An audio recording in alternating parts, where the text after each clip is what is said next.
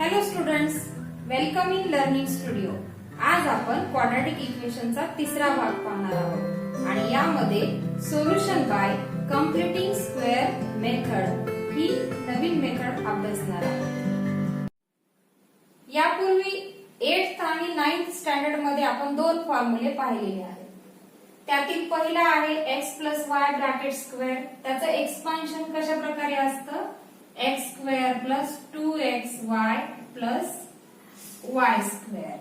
यामध्ये x ही पहिली term आहे आणि y ही दुसरी टर्म आहे. तर त्या ब्रॅकेटचा स्क्वेअर जो आहे तो अशा पद्धतीने आहे की x square plus 2xy plus y square.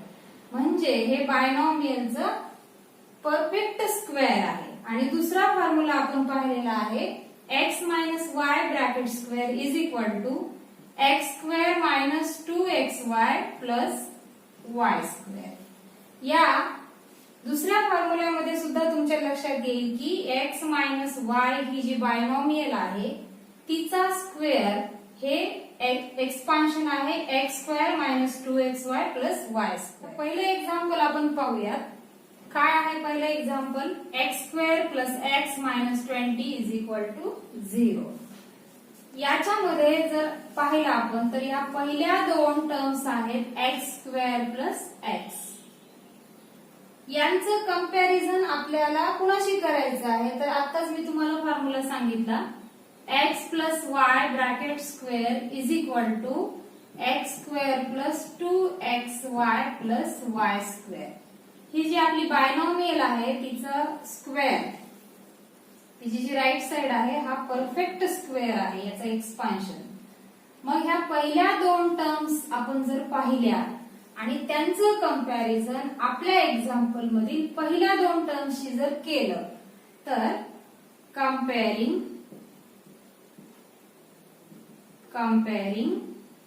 x square plus x with कुणाशी करायचं यांचं कंपॅरिझन? तर x स्क्वेअर प्लस 2xy या पहिल्या दोन टर्म्सशी करायचं आहे. करूया आपण. x square plus x is equal to x square plus 2xy. कशासाठी कंपेअर करायचं यांना? तर हा जो y आहे या ठिकाणी आपल्याला y स्क्वेअर दिसतो आहे बायनॉमियलच्या एक्सपान्शन मध्ये ह्या स्क्वेअरच्या. तर तो मिळवण्यासाठी इथे आपण y आहे तो आपल्याला मिळणार आहे कंपेअर करताना. तर हा जो लेफ्ट साइडचा x स्क्वेअर आहे तो राईट साइडच्या x स्क्वेअरशी कॅन्सल होणार आहे कारण तो दोन्हीकडे पण कसा आहे? पॉझिटिव्ह आहे. मग काय राहिलं? x is equal to 2xy. तर या y ची व्हॅल्यू आपल्याला पाहिजे, y मिळवायचा आहे जो आपल्याला यामध्ये ऍड करायचा आहे आणि सबट्रॅक्ट करायचा आहे. तर y मिळवण्यासाठी हा जो 2x आहे तो जाईल लेफ्टला, डिव्हिजन मध्ये जाईल. तो इथे मल्टिप्लिकेशन मध्ये आहे. हा x न्यूमरेटरचा आणि डिनॉमिनेटरचा कॅन्सल, म्हणजे y ची व्हॅल्यू आपल्याला काय मिळालेली आहे? 1/2. तर फक्त y नकोय तर आपल्याला काय पाहिजे? y square. y square is equal to 1/2 square. म्हणजे y स्क्वेअर आपल्याला काय मिळत आहे? 1/4. तर आता हा जो y स्क्वेअर आहे तो आपण आपल्या ओरिजिनल इक्वेशन मध्ये इन्सर्ट करणार आहोत. कशा प्रकारे पहा. तर x स्क्वेअर प्लस x या पहिल्या दोन टर्म. आता हा जो y मिळालेला आहे आपल्याला y स्क्वेअर तो एकदा ऍड करा आणि एकदा सबट्रॅक्ट करा. म्हणजे आपल्या एक्झाम्पल मध्ये काहीच बदल होत नाहीये. आपण एकदा ऍड केलं एकदा सबट्रॅक्ट केलं. ओके. आणि ही आपली शेवटची टर्म. आता जर आपण या पहिल्या तीन टर्म्सचा एक ग्रुप केला तर आपल्याला असं लक्षात येतं की हा आहे स्क्वेअर x प्लस 1/2 चा. ठीक आहे. आणि मग या उरलेल्या दोन टर्म्स म्हणजे दोन या नंबर्स मध्ये काय होईल? त्यांचा क्रॉस मल्टिप्लाय करणार आहोत आपण. 4 2 is 8 that is 80 divided by 4 is equal to 0. म्हणजे x plus 1/2 bracket square minus 81 divided by 4 is equal to 0. तर हा सुद्धा स्क्वेअर आहे. आता तो कशाचा स्क्वेअर आहे पहा, तो आहे 9/2 चा स्क्वेअर. 81 म्हणजे 9 चा स्क्वेअर आणि 4 म्हणजे 2 चा स्क्वेअर. तर x plus 1/2 bracket square minus 9/2 bracket square हे आपल्याला एका आयडेंटिटीशी रिलेटेड दिसतंय पहा. जसं की a plus b into a minus b is equal to a square minus b square. हा आहे a square आणि हा आहे b square. म्हणजे आपण या दोन स्क्वेअरला अशा प्रकारे लिहू शकतो. एकदा त्यांचं ऍडिशन करायचं आणि एकदा त्यांचं सबट्रॅक्शन करायचं. That is equal to 0. आता या दोन ब्रॅकेटचं मल्टिप्लिकेशन 0 आहे. म्हणजे यातील ही जी ब्रॅकेट आहे पहिली ती तरी 0 असेल, और ही जी दुसरी ब्रॅकेट आहे x plus 1/2 minus 9/2 ही तरी 0 असेल. मग याच्यातल्या ह्या ज्या दोन टर्म्स आहेत 1/2 आणि 9/2 हे आपण ट्रान्सफर करूया राईटला. दोन्ही पण काय होतील, सबट्रॅक्शन मध्ये जातील. So x is equal to -1 आणि -9 ऍडिशन झाली -10. डिनॉमिनेटर आहे याचा 2. 2 5 x इज इक्वल टू -5. आता इथे x इज इक्वल टू हा जो 1/2 तो राईट साइडला जाणार आहे सबट्रॅक्शन मध्ये आणि हा -9/2 तो जाणार आहे ऍडिशन मध्ये. So x is equal to या -1 आणि +9 यांची ऍडिशन काय झाली +8 divided by 2. 2 4 is x is equal to 4.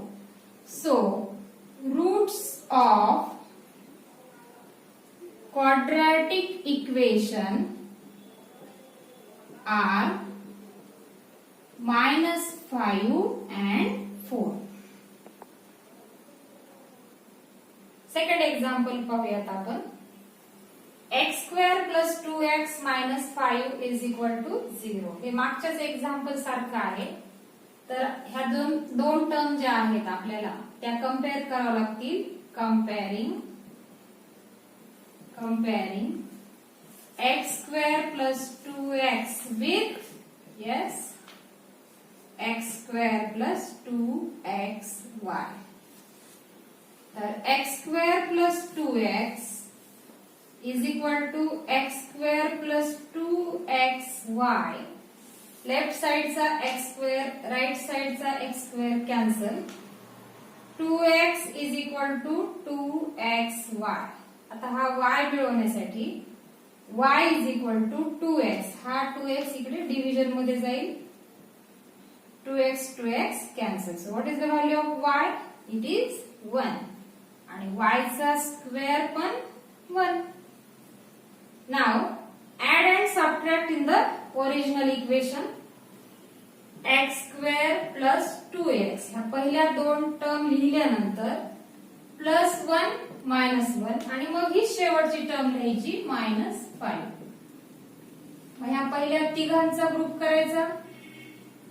आपल्याला असं लक्षात येतं की हा आहे स्क्वेअर x plus 1 चा आणि -1 आणि -5 ऍडिशन किती झाली -6 इज इक्वल टू 0. आता हा 6 जो आहे तो कशाचा स्क्वेअर आहे? तो आहे √6 चा स्क्वेअर. a² minus b². त्या फॉर्म्युल्याप्रमाणे एका ब्रॅकेट मध्ये दोघांचं ऍडिशन आणि दुसऱ्या ब्रॅकेट मध्ये त्या दोघांचं सबट्रॅक्शन. आता ह्या दोन ब्रॅकेटचं मल्टिप्लिकेशन 0 आहे. म्हणजेच काय, first bracket is equal to 0 और second bracket is equal to 0. मग हा x ची व्हॅल्यू मिळवण्यासाठी हे जे उरलेले नंबर्स आहेत ते राईट साइडला ट्रान्सफर करायचे. -1 मायनस √6 आणि इकडे पण x इज इक्वल टू हा +1 काय होईल -1 आणि मायनस रूट 6 काय होईल प्लस रूट 6. हे दोन रूट्स आहेत. So roots of quadratic equation are -1 minus root 6, -1 plus root 6. यानंतर पाहूया आपण तिसरं एक्झाम्पल.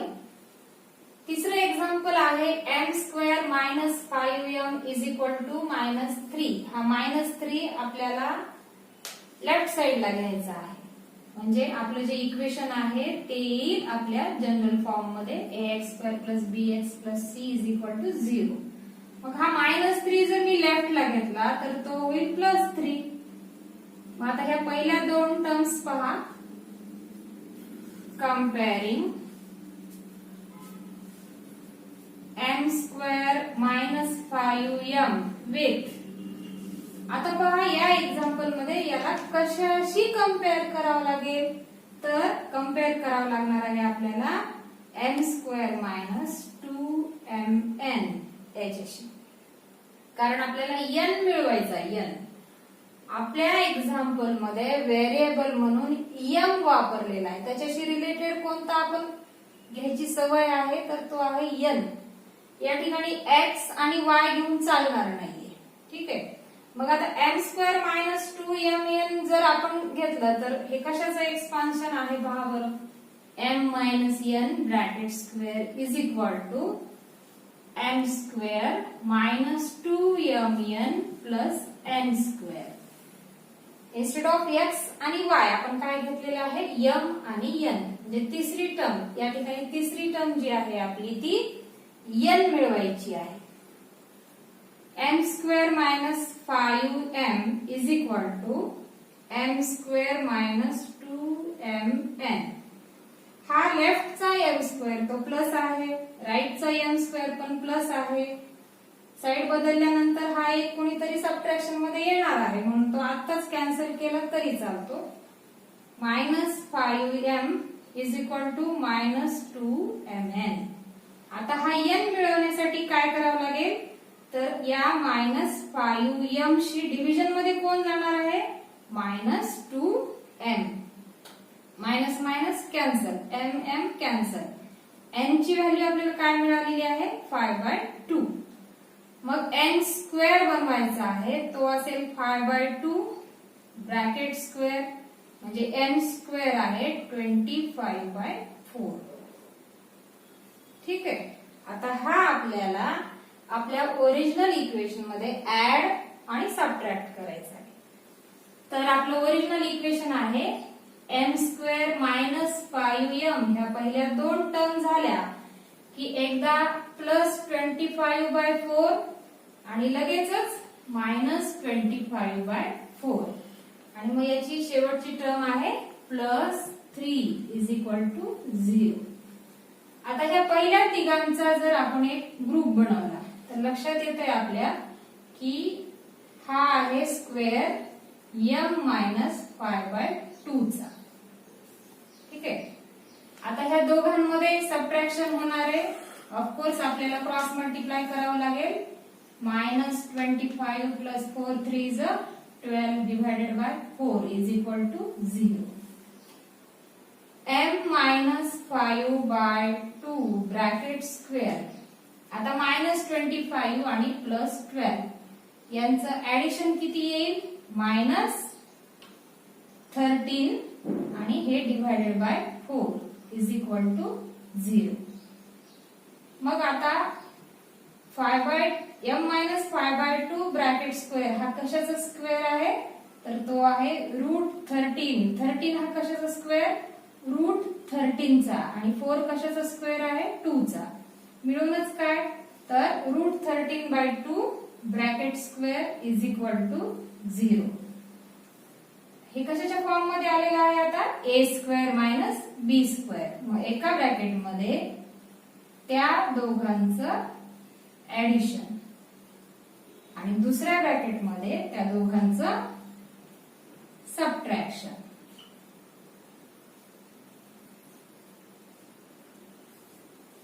मग या दोन ब्रॅकेटचं मल्टिप्लिकेशन 0 आहे. याचा अर्थ काय? तर ही पहिली ब्रॅकेट 0 असेल और दुसरी ब्रॅकेट 0 असेल.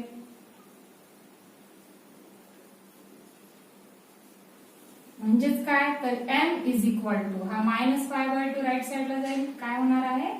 +5/2 आणि हा होईल -√13 divided by 2. m is equal to 5 -√13/2 आणि हा m is equal to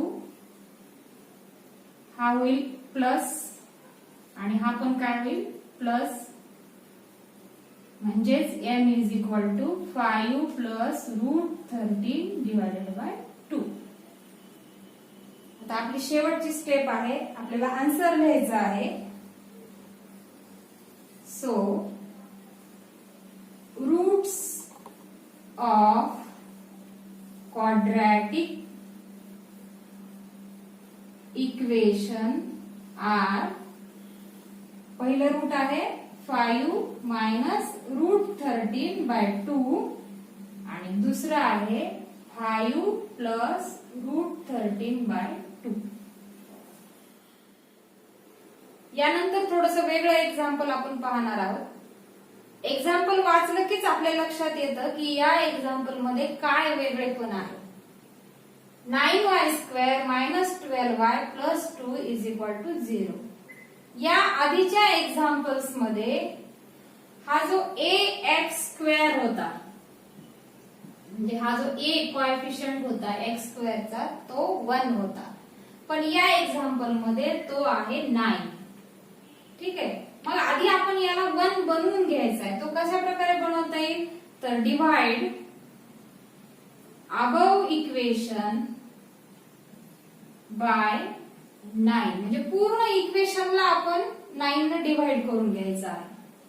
9y² divided by 9 -12y divided by 9 +2 divided bye 9 = 0.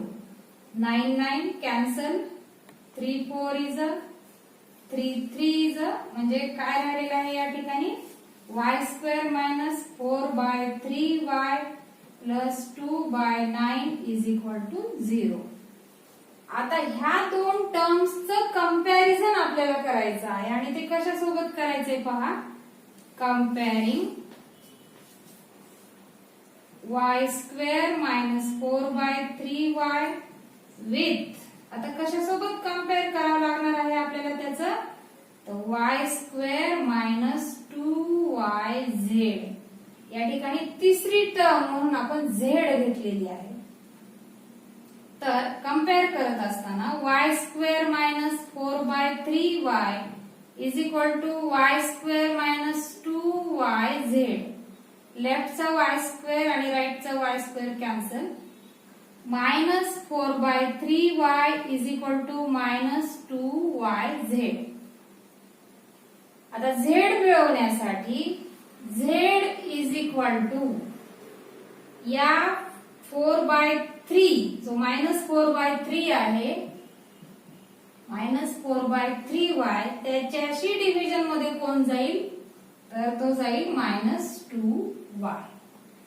हा minus minus cancel, y cancel, 2 1 2 म्हणजे तुम्हाला z काय मिळालेला आहे इथं? 2/3. मग z स्क्वेअर करायचा, 2/3², तो मिळून जाईल z² = 4/9. आता याचं ऍडिशन आणि सबट्रॅक्शन आपल्या ह्या जो कन्व्हर्टेड फॉर्म आहे त्या इक्वेशनचा त्याच्यामध्ये करायचा आहे. y² -4/3y ह्या पहिल्या दोन टर्म्स लिहिलेल्या आहेत आणि त्यानंतर लगेच +4/9 आणि -4/9 आणि ही राहिलेली टर्म आपण लिहून टाकायची आहे +2/9 = 0. आता ह्या पहिल्या 3 टर्म्सचा जर एक ग्रुप केला तर आपल्या लक्षात येईल की तो ग्रुप म्हणजे y -2/3 ब्रॅकेट स्क्वेअर आहे. आता ह्या दोन टर्म मध्ये काय होईल, सबट्रॅक्शन होणार आहे आणि ते असेल -2/9 इज इक्वल टू 0. मग हा कशाचा स्क्वेअर आहे, तर तो असेल -√2 divided by 3 bracket square is equal to 0. आता हे कशाच्या फॉर्म मध्ये आहे, a square minus b square. मग एका ब्रॅकेट मध्ये त्या दोघांचं ऍडिशन आणि दुसऱ्या ब्रॅकेट मध्ये त्या दोघांचं सबट्रॅक्शन. आता पहा, या दोन ब्रॅकेट मध्ये मल्टिप्लिकेशन आहे आणि त्यांचा रिझल्ट 0 आहे.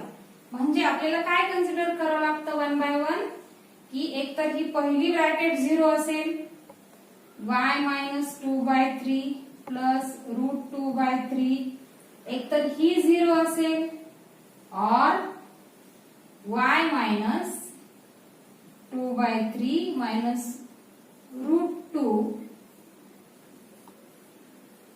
डिवायडेड बाय 3 ही 0 असेल. ठीक आहे. मग y इज इक्वल टू हा -2/3 राईटला जाऊन काय होणार आहे, तो +2/3 आणि हा जो +√2/3 आहे तो काय होईल -√2/3. y इज इक्वल टू, यांची डिनॉमिनेटर सेम असल्यामुळे आपण एकाच न्यूमरेटर मध्ये दोघांना पण लिहू शकतो 2 -√2/3. आणि इकडे काय होईल, y इज इक्वल टू हा जाईल ऍडिशन मध्ये आणि हा पण जाईल ऍडिशन मध्ये, कारण दोघं पण कसे होते, नेगेटिव्ह होते.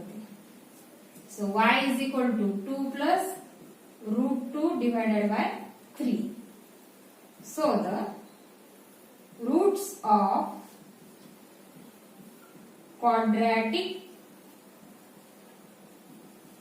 equation are 2 minus √2 divided by 3. हे एक रूट आहे आणि दुसरा आहे 2 plus √2 divided by 3.